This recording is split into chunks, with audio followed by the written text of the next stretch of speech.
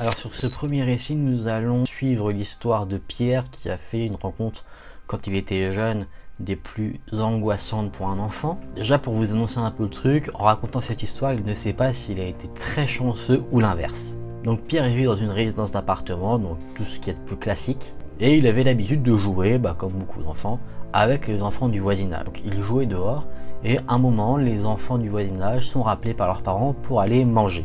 Pierre se retrouve donc dehors à jouer tout seul, mais cette solitude n'a duré que quelques minutes car c'est là qu'il a fait la rencontre la plus angoissante de sa vie. Il s'est assis sur le porche de sa maison quand un homme de 30-40 ans s'est garé devant chez lui. L'homme a appelé Pierre, il lui demande tout simplement où se trouve le supermarché de la ville. Pierre était bien éduqué sur les dangers de parler à un inconnu quand on est un enfant, et il a trouvé ça bizarre pour plusieurs raisons. Déjà, l'homme qui venait en voiture venait de la direction du supermarché. C'était une très petite ville, donc en venant de cette direction-là, l'homme ne pouvait pas manquer le fameux supermarché. Bon, Pierre, c'est toujours été un petit garçon bien élevé et poli, du coup il s'est dit bon, peut-être qu'il n'a pas remarqué, donc il indique à l'homme que le supermarché se trouve en fait dans la direction opposée et qu'il a juste à faire demi-tour pour le trouver. Là, l'homme a une réaction assez étrange.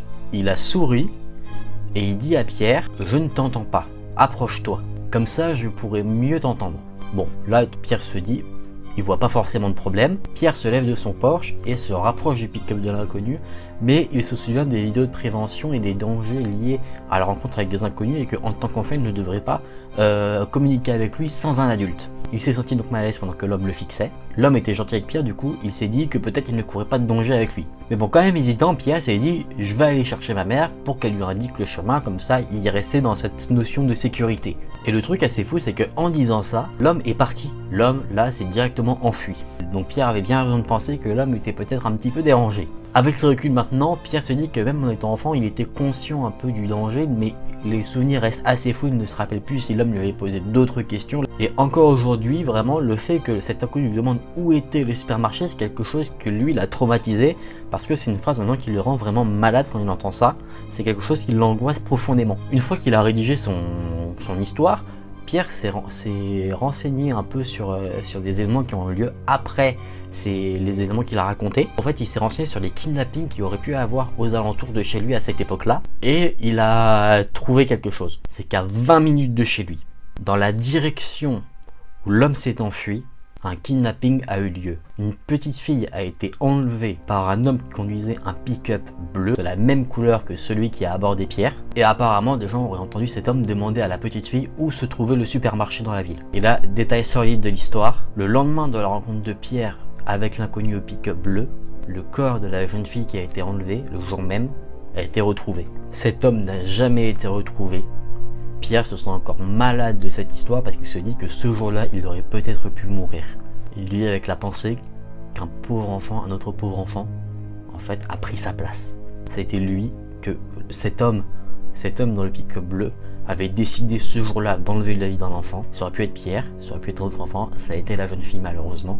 Et c'est pour ça que c'est vraiment aussi très important pour les enfants qui peuvent être parfois naïfs, de vraiment les éduquer sur cet aspect-là de prévention, parce que justement les adultes qui sont mal intentionnés abusent de la naïveté des enfants. Plus physiquement, ils ont moins de possibilités de se défendre qu'un adulte pour justement commettre leurs méfaits. Essayez d'aller kidnapper The Rock, bon, vous allez peut-être avoir un peu de mal quand même. La seconde histoire que je vais vous raconter, c'est l'histoire de Michael qui avait 15 ans au moment des faits. Il précise dans son histoire que à 15 ans, comme beaucoup de jeunes, il se sentait un peu invincible, un peu maître du monde, du coup il n'avait pas forcément peur de quoi que ce soit. Il était assez sportif, assez baraqué, du coup il pensait pas que c'était une cible facile pour un kidnapping ou une agression. Donc Michael vit dans une petite banlieue calme, pas très loin de ses amis. Il avait l'habitude d'aller souvent chez des amis le week-end ou après les cours. Il habitait pas très loin de son ami Jesse. Michael et Jesse, quand ils rentraient chez eux, ils faisaient une partie du trajet ensemble. Ils arrivaient d'abord chez Jesse et ensuite Michael rentrait chez lui tout seul. Une journée, quand ils rentraient de chez leur ami, comme ils avaient l'habitude de faire, ils ont remarqué une voiture bleue qui tournait en fait dans la banlieue, dans la zone résidentielle où ils vivaient. Ils ne se sont pas posé plus de questions que ça, ils se sont dit peut-être que c'est quelqu'un qui cherchait sa route. Ils ont vraiment rien suspecté.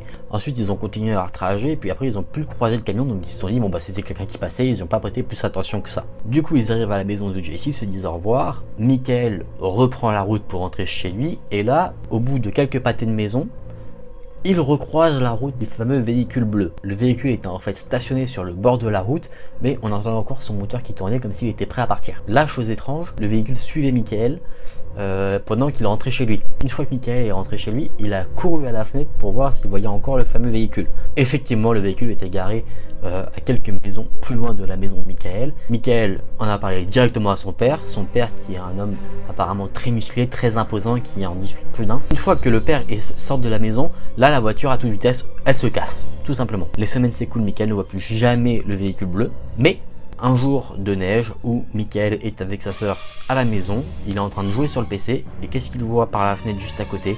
Un homme qui le regarde. La forme de l'homme prend quasiment toute la place sur la fenêtre, et il est tellement près de Michael que Michael peut en faire une description précise. Il peut voir qu'il a les cheveux bouclés, une grande barbe, et aussi que c'est quelqu'un d'assez imposant. Michael a 15 ans, il porte ses couilles, il décide de sortir de la maison à toute vitesse, sauf que là, le mec a disparu. Mais par contre, dans la neige, on voit des traces de pas. Le mec a disparu, mais il aperçoit le fameux véhicule bleu qui était garé au même endroit que la première fois qu'il l'a vu et qui s'enfuit à toute vitesse. Là, Michael a appelé la police, évidemment. Il a donné toutes les informations possibles qu'il avait pu récolter, que ce soit l'apparence du gars, le véhicule, où il était placé. Et la police a dit qu'ils garderaient un œil sur lui, ils n'ont pas plus d'informations que ça, mais voilà, ils font attention s'ils ont éventuellement d'autres signalements de cet homme-là. La police est quand même venue sur les lieux, ils ont constaté les traces de pas dans la neige, ils se sont assurés que c'était pas les traces du père, mais bon, en comparant, ils ont vu que le père avait des pieds plus petits que les traces de pas dans la neige. Là, il y a encore quelques semaines qui s'écoulent, et là, par contre, Michael, il flippe quand même beaucoup. À chaque fois qu'il sort de sa maison, il a peur de tomber sur la personne qui l'observait par la fenêtre. Il a peur de revoir la voiture bleue. Après, Michael, il était en colère face à cet homme. Donc en fait, d'un côté, il espérait que cette personne revienne pour se dire, du haut de ses 15 ans, il allait lui démonter la race. Et là, un autre jour où Michael et Jesse rentrent de chez leurs amis, le fameux véhicule bleu est de retour. Là, ils se disent, on ne le laisse pas passer. Ils connaissent leur endroit de résidence, donc ils décident en fait de le mener jusqu'à une impasse, mais ils se font avoir parce que le mec a dû comprendre ce qu'il essayait de faire et du coup il s'est cassé avant qu'ils arrivent à le piéger. Le lendemain, en rentrant de chez son ami Jesse, Michael recroise de nouveau ce véhicule bleu. Là il se dit faut pas le laisser passer, là faut vraiment arrêter cette personne là. Du coup il attire le véhicule jusqu'à chez lui, son père est à la maison. Michael rentre chez lui, il dit directement à son père que le mec est dehors. Le père sort de la maison et là le mec ne s'enfuit pas. Il sort de la voiture avec un sourire super malsain. Michael a accompagné son père dehors et en voyant le sourire du mec, il se dit le mec doit avoir une arme à feu. Michael dit à son père en criant que le mec a peut-être une arme à feu et là le mec à la voiture bleue répond j'en ai une.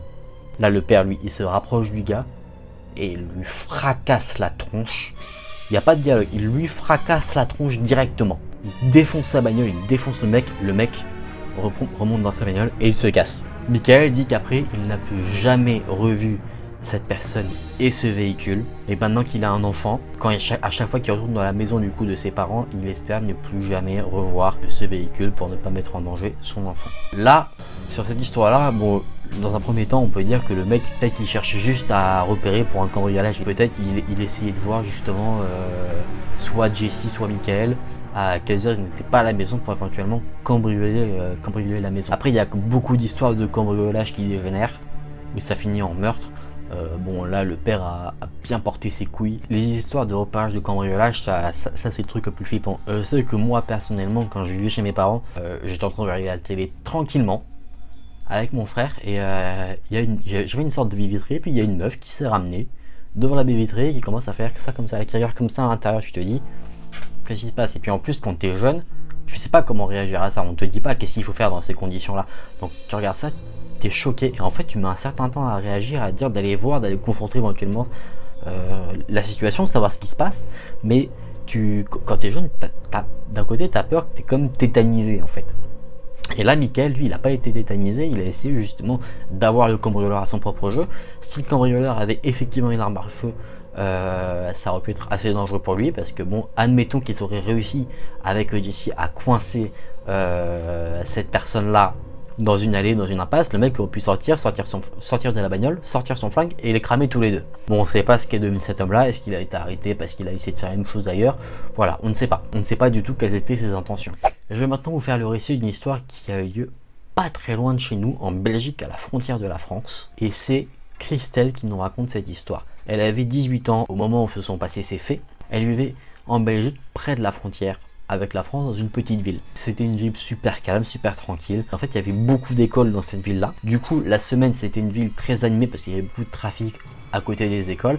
Par contre, le week-end, c'était totalement mort. L'histoire que Christelle nous raconte a eu lieu un dimanche. Elle donnait des cours particuliers à un enfant qui vivait à 15 minutes à pied de chez elle. Donc, elle allait faire son cours de maths. Tout s'est passé au mieux, comme d'habitude. Et du coup, ensuite, elle rentre chez elle. Il faisait beau, du coup, elle décide de profiter un petit peu de sa balade. À un moment donné, pendant sa balade, elle se retrouve dans une petite ruelle où il y a un parking vide qui appartenait à une école. Donc on est dimanche, c'est normal que sur le parking de l'école, il n'y ait personne. Et là, pendant qu'elle marche, elle entend derrière elle des bruits comme des talons aiguilles. Donc elle se dit, bon, rien d'anormal, c'est une femme qui marche en talons aiguilles dans la rue avec moi. Elle entend au son qui se rapproche d'elle que la personne à un moment va arriver au même niveau qu'elle, au niveau de la rue, et puis va même la dépasser, ce qui va lui permettre de voir qui c'est. Et c'était pas une femme en talons aiguilles. C'était un homme qui semblait avoir la quarantaine, assez grand, assez imposant, qui avait un legging un peu en texture cuir, très moulant, très près du corps. Il avait les cheveux gris-noirs, mais un détail assez chelou, c'est qu'il portait des sabots de bois. Et en fait, c'était ça qui faisait le bruit un peu comme des talons aiguilles. Ça, c'est quelque chose qu'on voit pas tous les jours, donc forcément, ça, elle regardait beaucoup ses pieds. Comme je pense beaucoup de personnes le feraient. Donc du coup, la personne la dépasse. Et à peu près 3 mètres devant elle, la personne s'arrête net. Donc Christelle, elle continue de marcher. Bon, elle n'est pas très sereine, du coup elle décide d'accélérer un peu le pas. Et presque au moment de le dépasser, là le mec se retourne vers elle et il s'adresse à Christelle. Et là, l'homme lui demande si elle pouvait lui indiquer où se trouvait le supermarché du coin. Faites gaffe au supermarché, les gars. Là, Christelle, normal, elle se dit, bon ok, il est perdu, je vais pas stresser, je vais lui dire où est le chemin, et puis après, boum, je me cache, je rentre chez moi. Donc elle lui dit que bon, le supermarché, il est pas à côté, donc à pied, ça prendra un peu de temps, mais voilà, elle va lui expliquer comment faire pour y aller. Et là, le mec lui répond, ah mais non, je suis en voiture, je me suis perdu, je viens de France, et je vais souvent au supermarché. Là, Christelle réfléchit à 150 km/h, et plusieurs détails l'interpellent. Déjà, le mec est perdu. Il s'est garé avec sa voiture, il est descendu à pied pour demander son chemin. Généralement, peut-être que vous avez vu vos parents faire ou que vous-même, si vous avez permis, vous le faites. Quand vous êtes perdu, que vous demandez votre chemin, généralement, vous cherchez quelqu'un en voiture, vous vous arrêtez à côté de lui, vous ouvrez la fenêtre, vous lui dites, excusez-moi, je suis perdu, comment je fais pour aller à tel endroit? Là, le mec a carrément sorti de sa bagnole, il a fait un petit tour comme ça à pied pour demander son chemin. Ensuite, deuxième détail, la personne dit qu'il allait souvent à ce supermarché, donc tu te dis, si tu vas souvent, comment tu fais pour ne pas savoir où il est?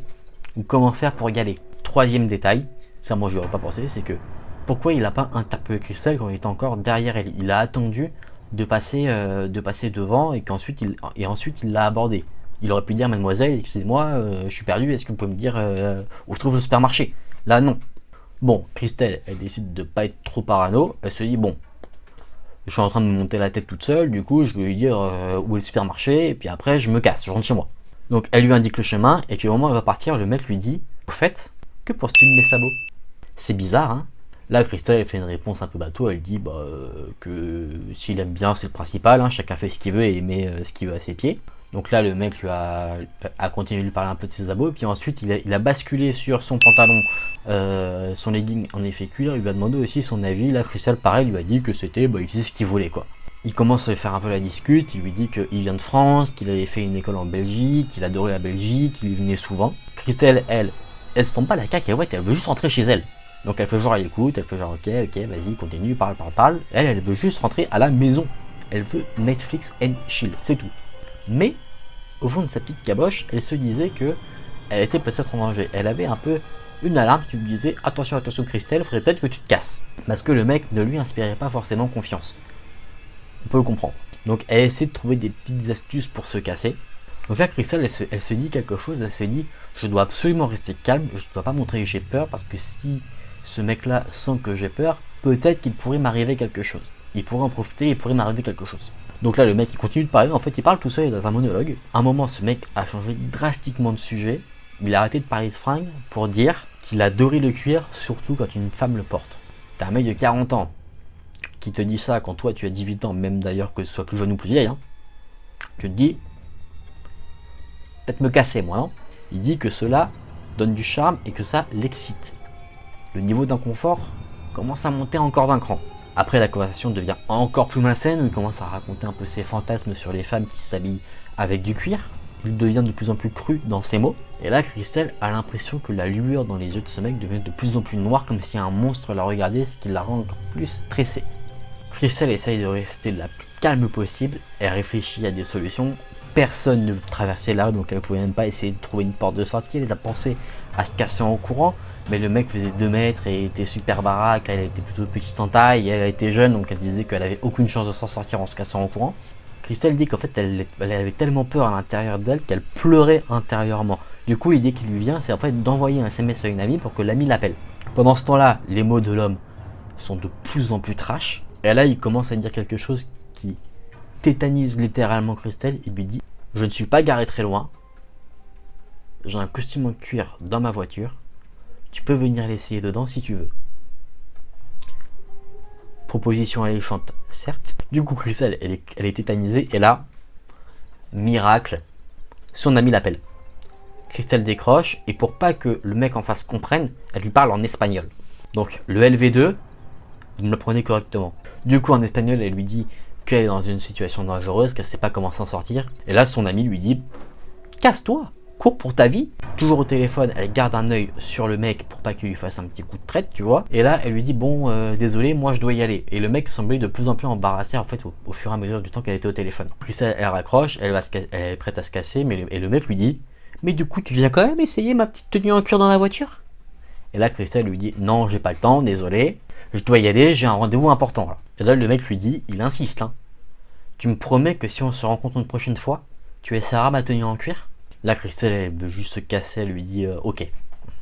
Elle se dit: je ne la reverrai plus jamais, elle se dit ok. Là, Christelle a finalement pu partir et rentrer chez elle. Elle s'est assurée que le mec ne la suivait pas et qu'il ne sachait pas où elle habitait pour une prochaine rencontre. Et une fois qu'elle s'est assurée qu'elle était vraiment bien en sécurité, là, elle a déversé toute l'arme de son corps, elle était totalement traumatisée. Après, Christelle a analysé la situation, vraiment point par point. Il y a des détails, je vais vous les dire. Et on se dit: ah ouais, quand même. Ce qu'elle se dit, c'est que l'homme n'était pas perdu, évidemment. Christelle dit qu'il venait bien de France par rapport à son accent. Et qu'en fait, le moment où le mec a dépassé Christelle au début de leur rencontre, quand ils ne s'étaient pas encore parlé, en fait, il l'a dépassé pour voir en fait s'il n'y avait personne. Et qu'en fait, ce mec-là aussi avait dû la repérer quand elle quittait son cours particulier et qu'il connaissait bien les lieux. Elle se dit aussi que en fait, cet homme-là aurait choisi sa ville comme un terrain de chasse parce que il avait repéré les lieux, que c'était calme le week-end parce qu'il y avait beaucoup de jeunes dus aux écoles, mais que le week-end du coup il n'y avait pas forcément de mouvement, que c'était plutôt calme, il y avait des rues peu fréquentées, du coup il pouvait agir, on va dire, sans difficulté particulière. Après, Christelle, sur le coup, bon, ça nous arrive à tous, hein, on se dit: j'aurais dû faire ça ou faire ça ou faire ça. Elle se dit: j'aurais dû me cacher, prendre sa plaque d'immatriculation pour le donner à la police. Mais bon, elle a préféré courir pour sa vie et puis elle a bien eu raison de se mettre en sécurité d'abord. Depuis ce jour, elle n'a jamais revu cet homme, mais elle se demande ce qui aurait pu se passer si elle l'avait rencontré par exemple de nuit. Maintenant, Christelle a peur de se balader dans la rue, seule, on comprend, mais aussi quand elle voit des plaques d'immatriculation françaises. Cette rencontre l'a traumatisée. Elle a peur de ce qui se passerait si jamais ils étaient amenés à se recroiser. Elle a l'impression, en fait, en lui disant ok à sa dernière demande, qu'elle a fait un pacte avec le diable, en fait. Là, vous vous dites elle est traumatisée, mais elle n'a plus jamais revu cet homme. Ça ne s'arrête pas là, les amis. 1 an plus tard, dans la même ville, Christelle nous dit qu'elle a une petite soeur de 16 ans et un petit frère de 4 ans. Un jour d'été, Christelle n'était pas chez elle. La sœur de 16 ans surveillait le plus petit. Et à un moment, elle a vu dans la rue un homme qui ne quittait pas le petit frère des yeux. L'homme a commencé à s'approcher du petit frère et il a remarqué qu'en fait la sœur surveillait. Le mec est venu voir la sœur embarrassée, il lui a demandé: savez-vous où se trouve le supermarché? Christelle n'a pas assisté à cet événement-là, mais sa sœur lui a raconté parce que quand Christelle était rentrée, la sœur semblait très nerveuse et quand elle lui a raconté l'histoire et qu'elle a dit ce que l'homme avait demandé, Christelle s'est évanouie. Tellement elle était traumatisée de ce qu'elle avait déjà vécu elle auparavant. Christelle a ensuite demandé une description de l'homme à sa sœur. C'était le même. Et cette histoire confirmait les théories de Christelle, c'est que l'homme est un prédateur et qu'il chasse les enfants. Est-ce qu'il a réussi ou pas? On ne sait pas. Christelle termine cette histoire en disant que maintenant elle a vraiment peur pour les enfants et les filles qui arpentent les rues de sa ville seules de croiser un jour le chemin de cet homme. On ne sait pas comment réagir quand on croise un inconnu qui nous met un peu en danger. Maintenant, j'ai vu sur TikTok qu'il y avait pas mal de chaînes un peu qui tournaient de faux messages en fait téléphoniques. Ça peut être quelqu'un qui va te faire passer pour une amie en disant ah je t'attends, reviens vite, pour essayer justement de nous extirper ces situations très malaisantes. Le mec est un prédateur. Je ne pense pas, moi personnellement, que quand il va voir le petit frère et la sœur de Christelle, qui sait que c'est la famille de Christelle, je pense que c'est juste que il était en train de chasser. Mais du coup, on ne sait pas à combien d'autres personnes il a fait ce coup-là, et s'il a réussi son coup, ce qu'ils sont devenus tout simplement. On se retrouve donc pour cette première histoire qui se déroule en Belgique. C'est l'histoire de Gigi qui avait 14 ans au moment des faits. Elle vivait dans une maison dans un quartier plutôt résidentiel avec ses parents et son petit frère Noah. Le petit Noah était malade depuis déjà une semaine, donc il occupait vraiment toute l'attention dans sa famille. Un soir, les parents de Noah et de Gigi ont décidé d'aller à la pharmacie pour aller chercher d'autres médicaments pour guérir le petit Noah. La météo devait changer le soir, il devait pleuvoir, donc les parents, avant de partir à la pharmacie, ont demandé à Gigi d'aller dehors pour ranger les jouets de Noah et le trampoline qu'il y avait dans le jardin pour pas qu'ils prennent la pluie. Une fois les parents partis, Gigi s'est exécutée, elle a rangé quelques jouets. Chose étrange quand elle range les jouets, c'est qu'elle remarque que le voisin est en dehors de sa voiture et qu'il regarde vers sa maison de manière un peu étrange, comme s'il était inquiet. Gigi elle remarque pas, donc elle range les jouets et elle retourne à la maison. Et elle se dit bon je rangerai la suite après, parce qu'il fallait qu'elle prépare le repas du petit Noah pour qu'il puisse ensuite continuer à se reposer. Avant ça, elle était un peu fatiguée, donc elle s'est mise tranquillement devant la télé. Il était encore assez tôt, donc elle s'est dit qu'elle allait patienter un petit peu avant de préparer le repas. Donc elle a attendu devant la TV et ensuite elle s'est dit bon maintenant c'est l'heure. Elle s'est reposée et elle a décidé du coup de faire le repas et qu'ensuite elle irait ranger le reste des jouets qui étaient encore dehors. Elle ouvre le frigo et elle se sent un peu observée. Il faut savoir que dans la cuisine de Gigi, il y avait une grande fenêtre qui donnait sur l'extérieur. Et elle décide de regarder à travers cette grande fenêtre et elle voit un homme qui la fixe au travers de la fenêtre. Gigi est littéralement paniquée, elle a envie de crier mais aucun son ne sort de sa bouche. Et elle réfléchit très rapidement. Elle se dit qu'elle doit absolument aller à la porte pour vérifier que c'est bien fermé, ensuite mettre en sécurité son petit frère. Donc elle se dirige vers la porte et elle voit que la porte est entrouverte. Elle se dit qu'elle a peut-être oublié de fermer la porte quand elle a ramené les jouets à l'intérieur de la maison. Gigi se dit qu'elle doit vite monter à l'étage pour mettre en sécurité son petit frère et qu'elle ne devrait pas aller fermer la porte, parce que le temps qu'elle aille à la porte et elle fermer, le mec aurait le temps en fait de forcer la porte le temps qu'elle y arrive, vu qu'elle est petite, et qu'il pourrait rentrer facilement dans la maison et la mettre en danger. En plus, à chaque fois que Gigi bouge face à la vitre, en fait l'homme qui est derrière la vitre la suit. Gigi se précipite dans la chambre de son petit frère qui se trouve à l'étage. Son petit frère se fait réveiller parce que Gigi fait un bruit énorme. Elle ferme la porte et là elle entend des bruits dans la maison. Gigi ne sait pas quoi faire, elle est totalement perdue, elle veut mettre son petit frère à l'abri, elle pense qu'à le sauver. Du coup elle regarde au travers de la fenêtre et elle voit le trampoline qu'elle n'avait pas encore rangé. Donc elle décide de prendre son petit frère et de sauter par la fenêtre sur le trampoline. Le trampoline réceptionne. Elle avait peur éventuellement de se casser la jambe ou de se fouiller la cheville en sautant, mais finalement rien de dramatique ne se passe.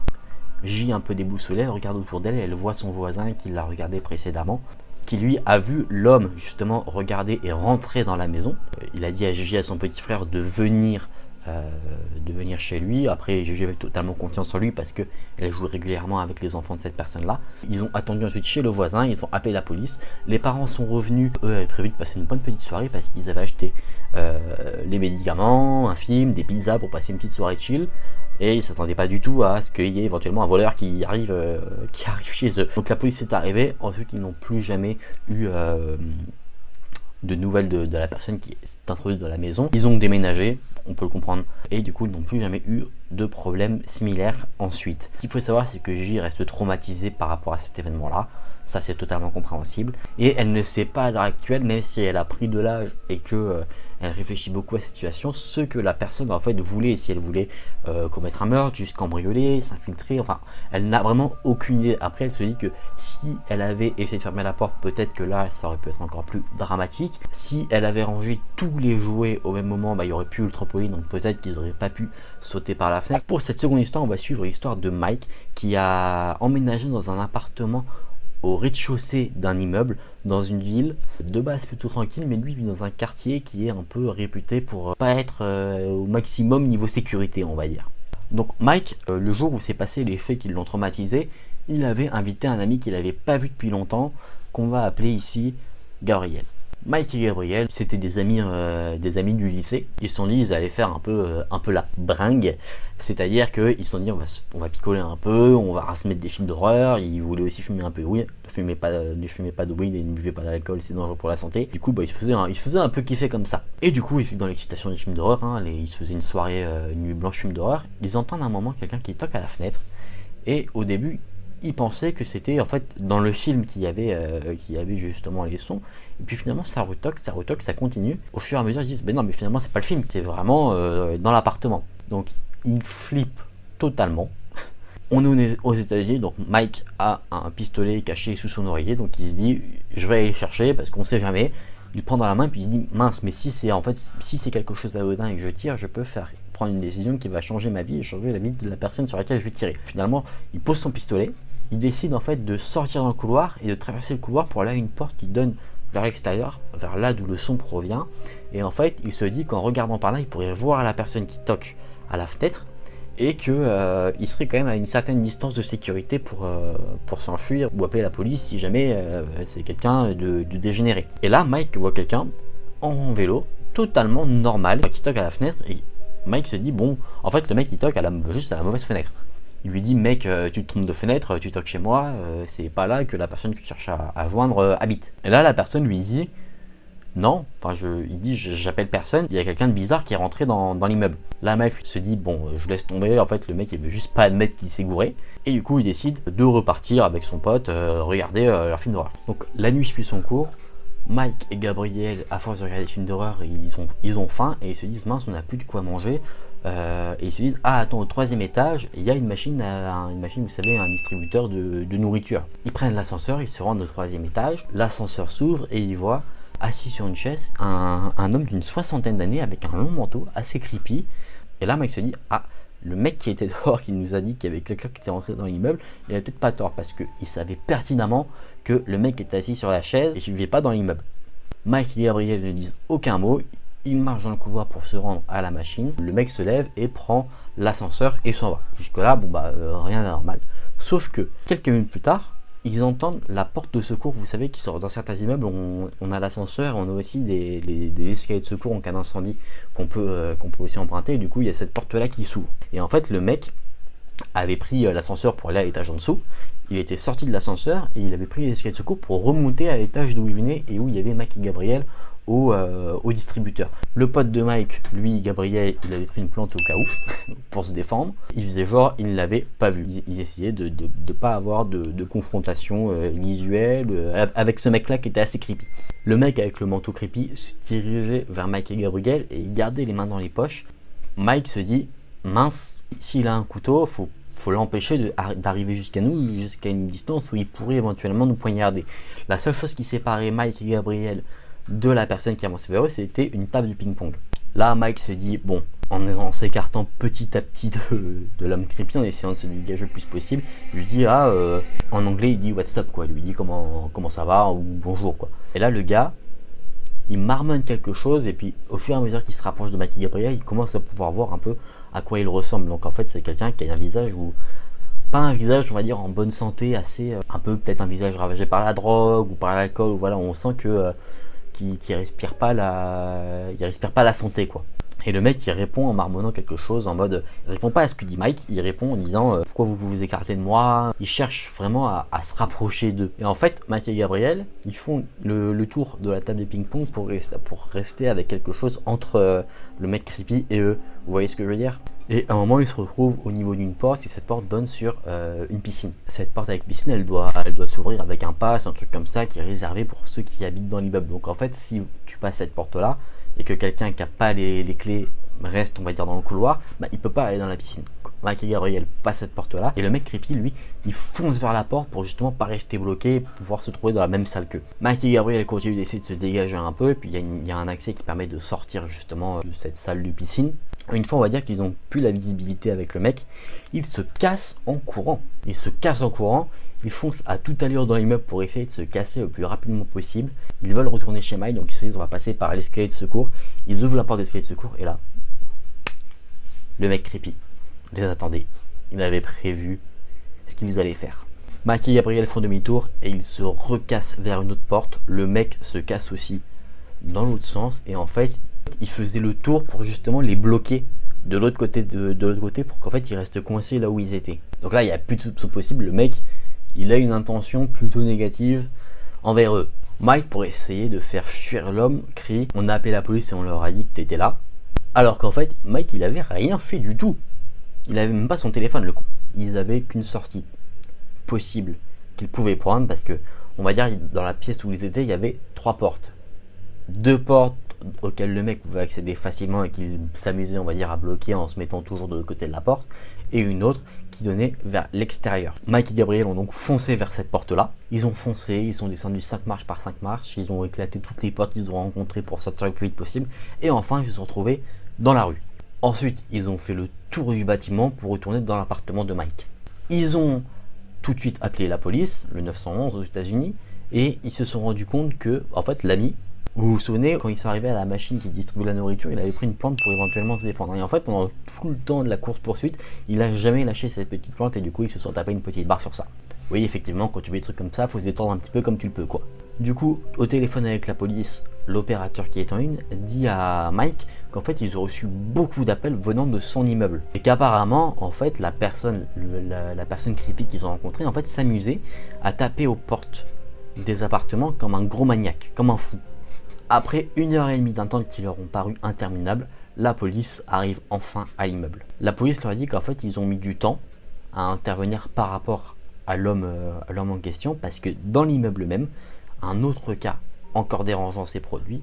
Quelqu'un est devenu totalement fou et il a fait en fait le sourire du Joker à sa femme.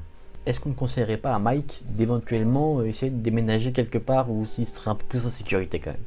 Du coup, la police a cherché dans l'immeuble dans tous les sens et ils n'ont jamais trouvé la personne que Mike et Gabriel avaient rencontrée. Le lendemain, l'ami de Mike, Gabriel, est parti. Il est rentré chez lui. Mike vit encore dans l'appartement, dans l'immeuble où tout ça s'est produit. Et ce qui le fait le plus peur, c'est que la personne qu'il a rencontrée, cette personne creepy, rôde encore dans la rue quelque part, aux alentours de son immeuble. Après, quelles étaient les intentions de cette personne-là, on n'en sait pas plus. On ne sait pas comment la personne est rentrée, on n'en sait pas plus sur le dispositif de sécurité autour de l'immeuble de Mike, s'il y a un digicode, s'il y a un sas ou il faut une paire de clés pour rentrer, ou si on peut rentrer facilement, on n'en sait pas plus sur ça, donc on ne sait pas forcément non plus comment le mec est rentré. Dans ce troisième et dernier récit, on va suivre l'histoire de Melissa qui avait 14 ans au moment des faits. Elle passait des vacances en Malaisie dans un type de camping assez particulier. En fait, c'était un camping qui flottait sur l'eau. Ce camping, en fait, bon, il avait des activités bateau, on va dire pour des jeunes, c'était faire voler des cerfs-volants, escalade sur la falaise qui était à côté et tout, mais on va dire, eux, ils résidaient sur des pilotis qui flottaient sur l'eau. Un soir, où il faisait très beau, très bon, le groupe de Melissa voulait dormir, non pas dans les petits chalets qui étaient sur le camping flottant, mais qui voulaient dormir dans leur salle de couchage, on va dire à la belle étoile, sur une zone, on va dire, où il n'y avait que des planches de bois. Ce qu'il faut savoir, c'est que au niveau des toilettes, pour ceux qui résidaient sur ces trucs flottants, en fait, ils faisaient leurs besoins directement dans la mer. Donc, en fait, ils avaient un trou et puis ils faisaient leurs besoins et puis, on va dire, ça partait dans la mer et puis basta. Il y avait une règle sur ce camping-là, c'est que les personnes ne pouvaient pas se déplacer en dessous du groupe de 3. Donc, s'ils devaient aller aux toilettes, il devait être 3 filles à aller aux toilettes. Il devait toujours être 3 par mesure de sécurité. C'est une résidence sur l'eau qui était composée uniquement de jeunes filles. Et du coup, un soir, Melissa dormait dans son sac de couchage avec ses colocataires du camping. Et comme ça peut arriver, il y en a 3 qui ont voulu aller aux toilettes, donc ils sont allés aux toilettes. Et là, Melissa, du coup, forcément, ça l'a un peu réveillée parce que ça flotte sur l'eau, donc ça bouge, ça tangue. À un moment, elle se retourne où elle regarde du coup l'eau. Et elle remarque une sorte de forme dans l'eau, une forme un peu triangulaire. Bon, elle se dit un truc qui flotte dans l'eau, enfin rien de bien anormal. Et puis à un moment, quelques minutes plus tard, elle a envie d'aller aux toilettes, donc elle se lève et puis elle va aux toilettes. Et sur le chemin, avant d'arriver dans la zone, on va dire dans la zone des toilettes, elle marche sur quelque chose qui lui fait mal au pied, un peu comme si elle avait marché sur un clou. Bon, elle se dit c'est peut-être un clou parce qu'ils ont dû fixer les planches et du coup, c'est rien d'anormal. Elle regarde l'eau et puis elle revoit cette forme un peu triangulaire, mais qui se rapproche. Et au fur et à mesure qu'on va dire qu'elle a le regard fixé sur ce truc-là, elle se rend compte qu'en fait, sur cette forme triangulaire, elle distingue une figure. Elle se rend bien compte, au bout d'un moment, que c'est bien le visage d'un homme. Elle remarque une sorte de fil de métal qui se dirige vers l'eau et vers la forme triangulaire. Du coup, elle trouve ça assez anormal, on peut le comprendre. Sacrée réflexion quand on est en train de faire pipi ou caca. Ce qu'elle voit, ça lui glace le sang. Elle voit en fait que le fil en métal qu'elle a remarqué, il est en fait fixé aux planches de bois par un crochet. Et en fait, c'est ça qu'elle s'est pris dans le pied. Elle s'est pris le crochet et elle s'est pas pris un clou.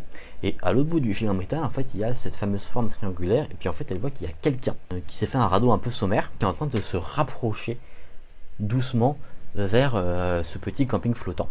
Et il se rend compte qu'en fait, il est un peu au niveau justement des toilettes. Là, le regard du mec sur son radeau et de Mélissa se croisent. Là, le mec lui sourit comme si, par son regard, il lui disait de continuer ce qu'elle faisait. En fait, le mec était juste en train de mater les filles en train d'aller aux toilettes. Et son but, elle pense, c'était en fait de se ramener dans le camping et de éventuellement, soit c'était un voyeur, soit un violeur, soit un pédophile. Enfin voilà, il n'y a pas de mots pour décrire ce genre de personne-là. À partir de ce moment-là, Mélissa est totalement figée et tétanisée. Le chef du camp remarque qu'elle est pas très bien, qu'elle est assez pâle. Donc, le chef du camp écoute Mélissa comme un grand frère, il est assez bienveillant. Mélissa lui raconte tout. Le chef du camp dit à Mélissa et au groupe de filles qui dormaient à la Belle Étoile de rentrer dans une des résidences aménagées pour qu'ils puissent dormir, on va dire, à l'abri des regards.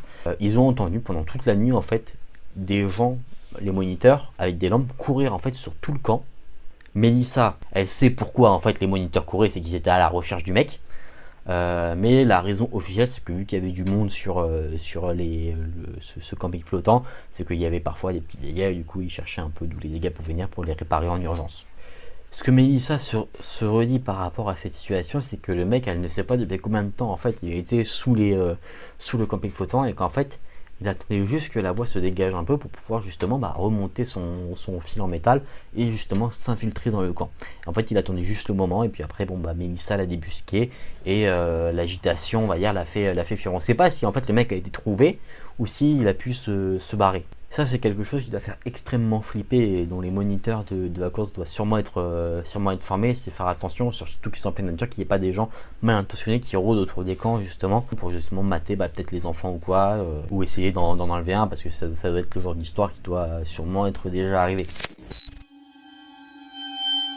Cette première histoire, c'est le récit de Kate. Kate a acheté une maison avec son mari, ils sont heureux de démarrer une nouvelle vie et pour qu'elle corresponde au mieux à leur goût, ils décident de faire quelques travaux. Ils sont très heureux, les annonceurs leur ont dit que du bien de la maison, ils vivent dans un beau quartier, dans une belle ville. Rien ne semble de mauvais augure pour le moment. Kate et son mari veulent casser un mur pour agrandir leur espace de vie. Pour ça, avant toute chose, ils veulent enlever la tapisserie et puis Kate, c'est quelque chose qu'elle adore faire parce que quand elle était jeune, elle s'amusait à retirer la tapisserie quand elle faisait des travaux. Je sais pas si vous l'avez déjà fait, mais faire un concours de la personne qui retirait en fait le plus gros morceau de tapisserie. Kate, elle est un peu déçue d'enlever la tapisserie, mine de rien, parce qu'elle trouve que la tapisserie est plutôt jolie, elle est super douce, mais bon, pour agrandir leur espace de vie, ils sont obligés de retirer la tapisserie pour casser le mur. Ils retirent la tapisserie et ils se rendent compte qu'il y a des inscriptions sur le mur derrière la tapisserie. Il y a un nom avec une date. Kate se dit que peut-être que c'est les anciens propriétaires qui ont marqué des événements de leur vie, ou comme certains qui mettent un petit coup de crayon sur le mur pour montrer quand leurs enfants grandissent. Donc Kate, elle continue de retirer la tapisserie et à un moment donné, elle trouve d'autres noms et d'autres dates. Donc elle a retiré toute la tapisserie et le soir, elle se dit tiens, je me demande si éventuellement je peux trouver quelque chose sur les noms que j'ai trouvés. Elle fait une petite recherche Google en tapant l'un des noms et là, elle trouve quelque chose qui est assez problématique, on va pas se mentir. Ces recherches montrent qu'une petite fille portant le nom qui était inscrit au mur a disparu et elle trouve du coup la date de la disparition. Et étrangement, la date de la disparition correspond à la date indiquée sur le mur. Pensant que c'est une coïncidence, Kate se décide de chercher les autres noms et ce qu'elle trouve, c'est que tous les noms correspondent à des petites filles qui ont disparu et les dates de la disparition concordent toujours avec la date indiquée sur le mur. Kate, elle sent le truc venir, elle appelle la police. La police arrive, elle enquête et demande à Kate où elle a mis le papier peint. Parce que ce que Kate a retiré du mur, ce n'était pas du papier peint, c'était de la peau humaine. Kate se sent très mal à l'aise, ce qui est totalement compréhensible d'ailleurs. Souvenez-vous, quand elle a retiré le papier peint, elle se disait qu'elle l'adorait, qu'il était très beau, qu'il était super doux, et là elle se dit mince, c'était de la peau en fait. La police continue son enquête et en fait le mur que voulaient détruire Kate et son mari, c'était un mur en placo, donc vous savez, un mur un peu creux. Et qu'est-ce qu'a retrouvé la police à l'intérieur du mur? Des os humains. Oui, oui. Inutile de vous dire que la maison a été barricadée, c'est devenu une scène de crime, et que Kate et son mari, ils se sont barrés. C'est donc la fin de ce premier stress, c'était assez court, mais pour moi, à mon humble avis, c'est l'histoire la plus creepy que j'ai jamais entendue. En gros, Kate et son mari avaient tout simplement acheté la maison d'un tueur. Je sais pas si Kate elle avait fait quelque chose de mal juste avant d'acheter la maison, mais son karma il pue un peu là quand même. Un truc que je vous invite à faire, c'est essayer de rechercher votre adresse sur internet. Ça peut être amusant ou pas du tout, pour voir s'il n'y a pas des événements qui sont liés à votre adresse. Moi par exemple, à un moment où je m'ennuyais, je l'ai fait, et ce que j'ai découvert, c'est qu'en fait, j'habitais juste à côté d'un appartement où il y a eu un meurtre d'un des plus grands tueurs en série de France. Quand t'apprends ça, t'es pas très à l'aise. Surtout quand après tu vas regarder un peu le reportage et que tu vois que c'est ton escalier, c'est ton palier, tu vois ta petite porte tranquille et tu te dis bah là il y avait un mec qui a tué peut-être 6 personnes. Est-ce que tu as envie de déménager après? Bien sûr que oui. Pour ce second récit, on va suivre l'histoire de Sarah. Sarah est une femme de 26 ans qui vit toute seule dans son appartement dans une très belle ville, dans un quartier avec un voisinage du feu de Dieu. Elle s'y sent super bien, mais avec les événements qui s'est passé, elle se dit que son quartier, en fait, il est peut-être pas aussi safe qu'elle le pensait. Peut-être qu'il craint un petit peu quand même. Donc Sarah, pour contextualiser la chose, elle nous explique ce qu'elle faisait au moment de ces événements. Elle travaillait 5 jours par semaine et elle finissait à 3 h de l'après-midi après elle rentrait chez elle. Elle travaillait très bien, du coup, à un moment donné, elle a eu une promotion. On la félicite évidemment. Sarah, si tu regardes, c'est pour toi. En rentrant chez elle, elle trouve un bouquet de fleurs. Elle le ramène dans sa maison, elle cherche une note pour savoir de qui ça vient et elle ne trouve rien. Mystère. Elle se dit que c'est un de ses amis à qui elle a parlé de sa promotion qui lui a offert les fleurs et qu'elle en saurait plus quand une personne lui demanderait si elle a bien reçu les fleurs. Raisonnement logique, n'est-ce pas? Quelques semaines plus tard, aucun de ses amis ne lui a parlé des fleurs, donc elle a tout simplement oublié le fait qu'on lui a envoyé des fleurs. Après être rentrée du travail, une autre de ces journées, Sarah a envie de se faire un petit thé, du coup elle va allumer la bouilloire, mais elle remarque que la bouilloire en fait est encore fumante comme si elle venait d'être déjà utilisée. Elle se dit que c'est rien d'anormal, peut-être que sa bouilloire est défectueuse. Peut-être qu'elle aurait dû se méfier un peu plus. Au fur et à mesure du temps, Sarah commence à remarquer des petites choses étranges qui se passent chez elle, comme par exemple le fait qu'en se réveillant, elle remarquait que dans son salon, une chaise était déplacée et qu'il y avait un journal sur la table comme si quelqu'un s'était assis là pour lire le journal, ou qu'il y avait par exemple sous son oreiller un bouchon de bouteille qu'elle n'avait clairement pas mis là. Pour le moment, Sarah ne prête pas forcément une grande attention à ces événements, mais ce qui lui a mis la puce à l'oreille, c'est que quelques semaines plus tard, après les premiers événements, alors qu'elle avait passé le week-end chez un de ses amis, en revenant chez elle, elle a trouvé de la cendre de cigarette dans son évier, ainsi qu'une tasse sale. Là, elle s'est dit que c'est pas possible que ce soit elle qui ait laissé quelque chose comme ça parce que de 1, elle ne fume pas et de 2, elle avait fait toute sa vaisselle avant de partir. Donc là, elle commence un petit peu à s'inquiéter. Sarah demande donc de l'aide à un de ses amis qui lui propose tout simplement d'acheter une caméra cachée pour voir s'il n'y aurait pas quelque chose dans la maison, que ce soit normal ou paranormal. Il faut savoir que Sarah n'a pas d'animal de compagnie, donc ça peut pas être dû à un animal de compagnie qui aurait pu faire bouger la chaise ou jouer avec le bouchon et le mettre sous l'oreiller. Et en plus, à ma connaissance, un chien ou un chat, ça fume pas. Sarah va donc acheter une caméra de sécurité. Sarah se dit qu'en ayant cette caméra de sécurité, elle verra peut-être ce qui se trame, peut-être qu'elle ne verra rien, mais en tout cas, elle, ça la fait se sentir plus en sécurité. Une semaine et demie après avoir installé la caméra, Sarah n'est pas chez elle, elle est chez un ami, lorsqu'elle reçoit une notification sur son téléphone qui dit que la caméra détecte quelque chose. Sarah ouvre son téléphone et là, ses pires craintes vont se confirmer. Elle voit quelqu'un, un homme, dans sa maison, qui traverse la maison de la cuisine à la salle de bain, qui fait sa vie comme s'il était chez lui. Il se sert dans les placards, il va se poser dans le lit de Sarah, il se fait à manger, il se fait un café, on le voit fumer dans la maison. À voir la vidéo, on aurait vraiment pu croire que le mec était chez lui. Sarah a immédiatement appelé la police, qui est intervenue sur les lieux, mais ils n'ont rien trouvé du tout. L'homme était parti. L'homme a sûrement entendu les sirènes et est parti par la fenêtre, ou il s'est enfui, ou il est retourné dans la cachette s'il avait une cachette dans la maison. La police conseille à Sarah de leur envoyer la vidéo pour qu'ils puissent établir un rapport au cas où qu'une autre chose comme cela se produise. Après cette histoire, Sarah a énormément peur d'être toute seule chez elle. Elle n'est pas encore revenue chez elle. Ce qu'elle a fait, c'est qu'elle est restée chez son amie. Au moment où elle racontait son histoire, elle disait qu'elle devait revenir chez elle le soir même, mais qu'elle était totalement terrifiée, même si la caméra, depuis cet incident, n'a jamais rien relevé d'autre. Sarah essaie de penser à des solutions pour se sentir plus en sécurité, parce que la caméra n'a pas empêché l'homme d'intervenir. Elle pense à avoir un chien pour dissuader d'avoir une nouvelle intrusion pour qu'elle se sente aussi moins seule. Et elle se dit qu'effectivement, là, ce serait le bon moment d'en prendre un. Sarah nous a donné quelques nouvelles après son récit sur cet incident. Son amie, chez qui elle avait dormi, est resté un peu avec elle pour s'assurer que tout allait bien, le temps qu'elle reçoive de nouvelles caméras de sécurité. Son patron lui a aussi proposé de venir avec elle pour voir s'il n'y avait pas des traces de vie, voir si on ne pouvait pas trouver où l'homme se cachait, s'il se cachait dans la maison de Sarah, mais ils n'ont rien trouvé. Sarah espère que l'homme a entendu la police et qu'il a eu peur pour de bon et qu'il ne reviendra pas. Elle a bien sûr aussi changé les serrures. Sur cette histoire d'intrusion, on a plusieurs solutions possibles. Soit le mec a réussi à se faire un double des clés, on ne sait comment, et il venait temporairement dans la maison pour se faire des petits kiffs. Ça se trouve, lui, il vivait dans un petit studio tout petit et il se faisait un petit kiff quand il savait que Sarah n'était pas là. Soit c'était un squatter, tout simplement. Sachant qu'il faisait sa vie quand Sarah n'était pas là ou qu'elle dormait, je ne pense pas que c'est une personne qui avait des intentions, on va dire, meurtrières, par exemple, à propos de Sarah. Je pense qu'il était là uniquement vis-à-vis de sa résidence.